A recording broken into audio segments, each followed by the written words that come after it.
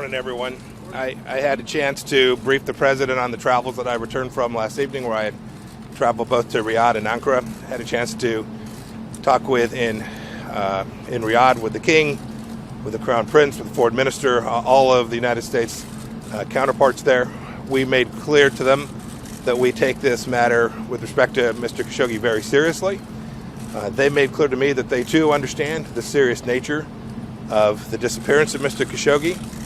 They also assured me that they will conduct a complete, thorough investigation of all of the facts surrounding Mr. Khashoggi, and that they will do so in a timely fashion. And that this report itself will be transparent for everyone to see, to ask questions about, and to inquire with respect to its thoroughness. And I told President Trump this morning that we ought to give them a few more days to complete that, so that we too have a complete understanding of the facts surrounding that, at which point we can make decisions about how or if the United States should respond to the incident surrounding Mr. Khashoggi. I think it's important for us all to remember, too, we have a long, since 1932, a long strategic relationship with the Kingdom of Saudi Arabia. They continue to be an important counterterrorism partner. They have custody of the two holy sites. They are an important strategic alliance of the United States, and we need to be mindful of that as well. When I traveled and met with President Erdogan, he talked to me about the incident. He told me that they were conducting their own investigation. We had a chance to meet with some of the team involved with that. He assured me that they would share their results with the Saudis as well. So we do believe that between these two efforts, a complete picture will emerge for what actually transpired here. And we're working towards that. We're looking forward to that wrapping up quickly, and we expect that it will be done in that way. Mr. Secretary, why should Saudi Arabia be trusted to conduct a fair and impartial investigation when they're accused of the disappearance and apparent murder of Jamal Khashoggi? So we're all going to get to see the work product. We're all going to get to see the response that the Kingdom of Saudi Arabia takes for this. When we see that, we'll get a chance to determine, all of us will get a chance to make a determination with respect to the credibility and the work that went into that, whether it's truly accurate, fair, transparent in the very way that they made a personal commitment to me. And the Crown Prince also made a personal commitment to the President when he spoke to him, I believe it was night before last. Secretary, there are a lot of stories out there right now about what happened. Yeah, there are lots of. Tell us anything. There are lots of stories out there about what has happened. We just are going to allow the process to move forward, allow the facts to unfold, and as they unfold, as we make a determination for ourselves about what happened there based on the facts that are presented to us, the United States will determine what the appropriate response might be.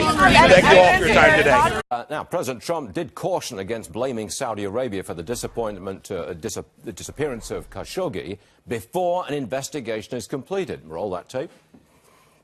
Hopefully it's working out. We'll find out. We'll get down to the bottom of it. I hope that the King and the Crown Prince didn't know about it. That's a big factor in my eyes, and I hope they haven't.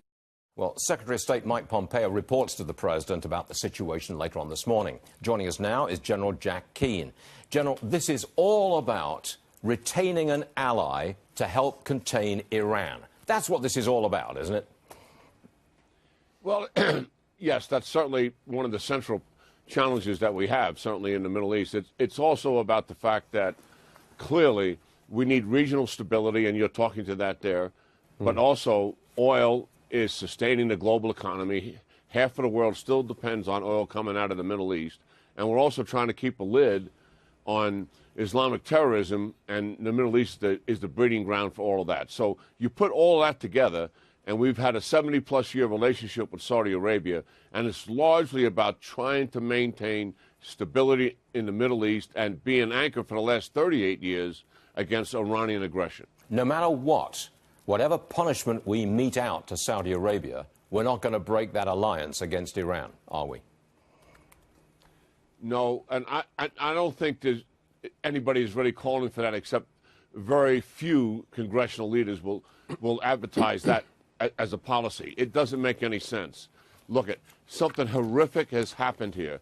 It's going to set back the relationship for sure. I think, Stuart, it will actually change the relationship to a certain degree, because I believe our policymakers, when all is said and done and the facts are out there, will set some conditions for this relationship going forward that are different than what we have held them accountable to in the past. And by that I mean we're going to want this regime to be more transparent with us, to be more accountable to us, so we can trust them more than what has been happening.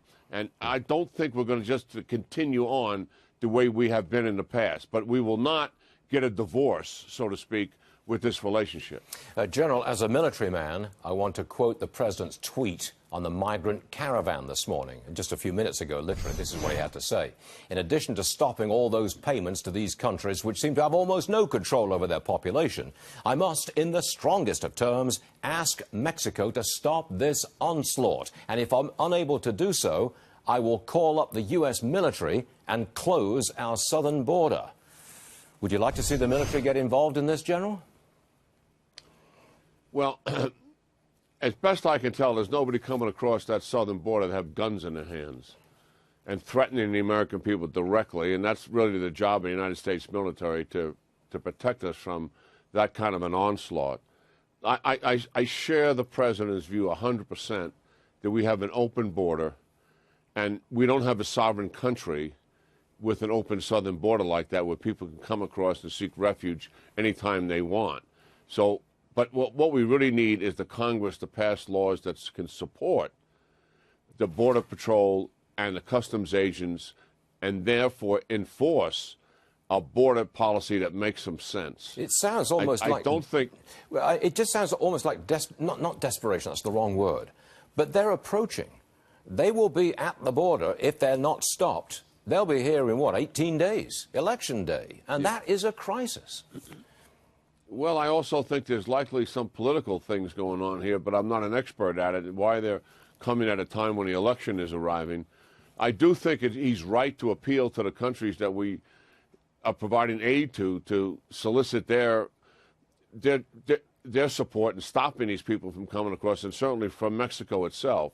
But listen, I mean, this problem is so much larger than these 2,000. We just heard from the Secretary of Homeland Security and the Secretary of Human Services say that we have 13,000 youth, children, that entered the country by themselves last year, and we are taking care of them. That is the problem we have with this open border. The Congress of the United States has got to act so our law enforcement officials can do what's prudent, and we don't have to use the United States military, certainly, to do something like that. All right, General Keane, always a pleasure having you on the show, and thanks for being here today, sir. Appreciate it, sir. Yeah, good talking to you, Stuart.